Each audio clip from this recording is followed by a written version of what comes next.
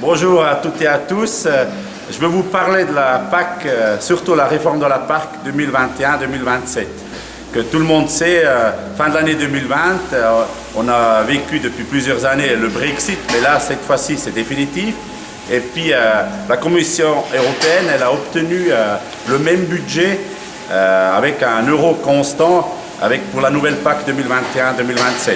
On sait très bien qu'elle ne sera pas en vigueur cette année, elle sera en vigueur qu'en 2023, mais on va essayer, on a l'obligation dans les prochains mois de faire un truc national, comme quoi on fait en sorte que la France va impliquer et puis va faire la PAC comme elle devrait faire dans les prochaines années.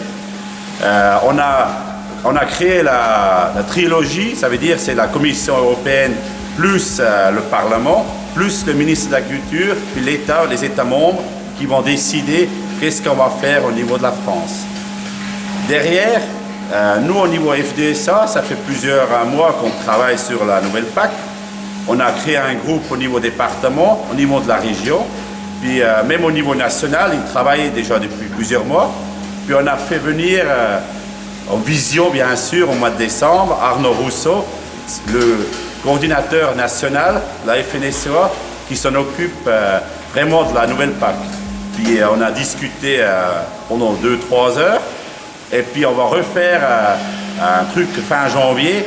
On va reparler de la PAC en vision. Si vous êtes intéressé, vous pouvez nous rejoindre. Et quelque chose que nous, au niveau département, on voudrait vraiment garder, c'est l'ICHN que en animal. Pas l'ICHN végétal que des fois on parle, mais nous on voudrait vraiment sur l'élevage et puis garder un couplage pour les animaux. Et l'autre truc, on est aussi pour, c'est les éco-gymes. Régime, pour nous, c'est primordial que ça qu'on a déjà acquis jusqu'à maintenant, que ça va rester et puis que ça soit vraiment mis dans la nouvelle PAC.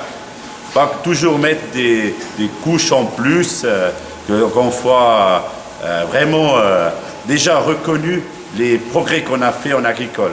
Après, quelque chose que je voudrais quand même insister, que les gens qui sont intéressés, qui nous retrouvent et puis qui nous demandent des conseils au niveau FDSEA.